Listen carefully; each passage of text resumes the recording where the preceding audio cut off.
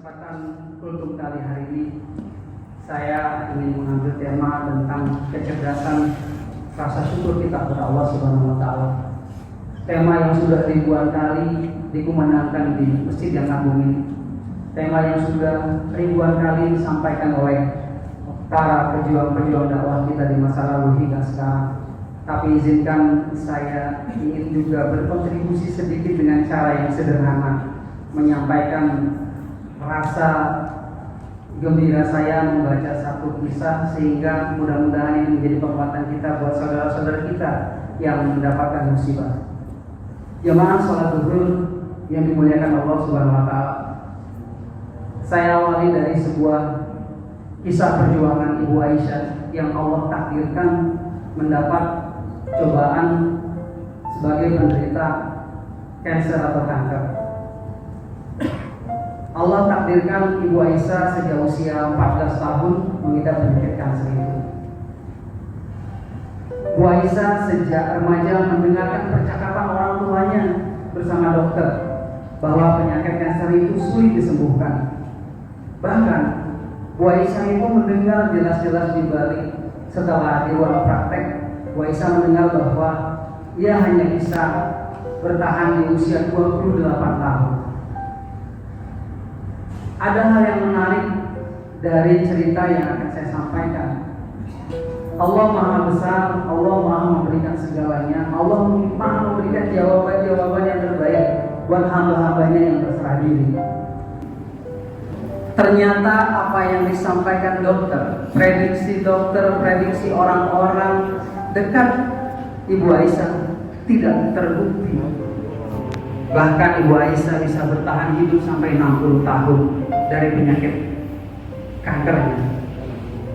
Ada beberapa catatan yang saya ambil dari cerita itu. Yang pertama, Ibu Aisyah menyampaikan bahwa saya tidak pernah berpikir, saya tidak pernah memikirkan akan wafat di usia 14 tahun, akan wafat di usia 28 tahun, akan wafat di usia 38 tahun. Saya tidak memikirkan itu. Saya lebih memikirkan, saya berpikir akan selalu berbuat baik setiap hari sampai ketemu besok. Rasa syukur yang disampaikan oleh Bu Aisyah terhadap apa yang Allah ujikan kepada beliau ini adalah sangat menjadi pelajaran penting buat kita. Bu Aisyah memilih, saya memilih lebih berbahagia dengan sakit saya. Saya mencoba menikmati detik-detik sakit saya mencoba mengubahnya menjadi sebuah kebahagiaan, karena saya yakin ketika Allah berikan ujian kepada saya di rasa sakit, masih ada nikmat-nikmat Allah yang sangat luar biasa yang masih bisa nikmati, dan saya menjadi tergolong orang-orang yang bersyukur. Bu Aisyah menikmati itu dari usia 14 tahun sampai usia 28 tahun, sampai di usia 60 tahun Bu Aisyah masih hidup. Sosok Bu Aisyah memberikan inspirasi buat kita bahwa bersyukur itu bukan hanya menerima apa yang Allah berikan. Bersyukur itu melakukan adaptasi terhadap apa yang kita dapatkan dari cobaan itu. Saya mengambil benang merah setelah membaca kisahnya Bu Aisyah. Saya juga membaca secara medis bagaimana orang bisa sembuh dari hal seperti itu. Saya membaca satu artikel tentang teori bahwa kunci kesembuhan dari sakit adalah hadirnya endorfin dalam tubuh kita. Kawan-kawan yang dokter mungkin mengetahui bahwa endorfin itu adalah zat kimia yang diproduksi oleh tubuh untuk menghilangkan stres dan rasa sakit.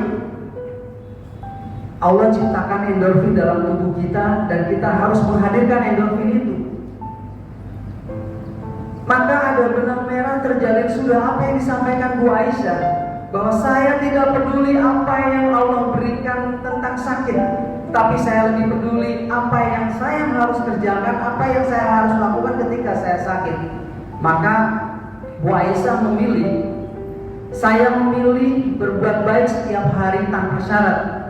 Saya memilih berbahagia dengan kawan-kawan saya, dan saya memilih menyembunyikan rasa sakit saya dan saya ubah menjadi rasa kebahagiaan.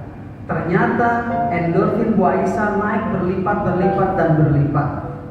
Saya juga membaca bagaimana cara menghadirkan endorfin itu ada dalam tubuh kita. Kurang lebihnya ada 4 poin bagaimana endorfin, kekebalan tubuh itu ada dalam kita ketika kita mendapatkan sakit. Yang pertama, kita harus berolahraga secara teratur. Yang kedua, kita memiliki makanan yang sehat, mengkonsumsi makanan yang sehat. Yang ketiga, ini poin penting, kita harus bersedekah. Wajib membahagiakan orang dari hal yang paling kecil, dari hal yang paling kita bisa. Yang dilakukan Bu Aisyah, tertawa bersama kawan-kawan, berbahagia bersama kawan-kawan, dan itu adalah bagian dari sedekah. Dan yang terakhir adalah hadirkan rasa bahagia bersama sahabat. Hadirin jemaah sholat zuhur yang berbahagia, yang dimuliakan oleh Allah Subhanahu wa Ta'ala. Kisah sederhana itu membuat pelajaran penting buat kita. Ketika kita sakit, nikmati setiap sakitnya, sembunyikan, nikmati, dan perlihatkan bahwa kita seolah-olah tidak sakit. Itu akan meningkatkan endorfin. Mengeluh itu akan merontokkan struktur endorfin setiap saat kita mengeluh. Satu kali mengeluh sakit, endorfin akan rusak. Satu kali mengeluh sakit, endorfin kita akan runtuh. Bagaimana kita bisa keluar dari zona seperti Bu Aisyah? Bu Aisyah hanya melakukan, dia bersedekah, dia mengalahkan rasa sakitnya dengan zikir, dan terakhir apa yang disampaikan Bu Aisyah? Andai Allah mentakdirkan saya wafat sesuai dengan prediksi dokter, saya adalah orang-orang yang bahagia karena saya menikmati sisa waktu saya itu dengan kebahagiaan dan berbuat kebaikan. Dan saya yakin setelah ini akan ada kebahagiaan yang abadi, yang lebih hebat lagi setelah kematian saya. Menurut saya ini adalah hal yang terpenting buat kita sebagai hamba Allah, sebagai orang yang selalu dapat ujian dan seterusnya. Oleh karena itu, saya hanya ingin mengingatkan pada diri saya sendiri, rasa syukur itu melakukan perubahan dari apa yang terjadi pada kita. Rasa syukur bukan hanya menerima, rasa syukur itu kita melakukan pekerjaan-pekerjaan yang sesuai dengan Allah takdirkan kepada kita. Dalam surat As-Saubah ayat 13 dikatakan, bekerjalah wahai keluarga Daud untuk bersyukur pada Allah, dan sedikit sekali dari hamba-hambaku yang bersyukur. Bersyukur adalah bagian dari pekerjaan. Bersyukur itu melakukan pekerjaan. Dari hal-hal yang kita tiadakan, dari hal-hal yang kita dapatkan tidak ada, dengan bekerja kita mungkin bisa mengadakan apa yang tidak ada. Mohon maaf lahir dan batin, mudah-mudahan cerita singkat ini menginspirasi Bapak dan Ibu semuanya. Assalamualaikum warahmatullahi wabarakatuh.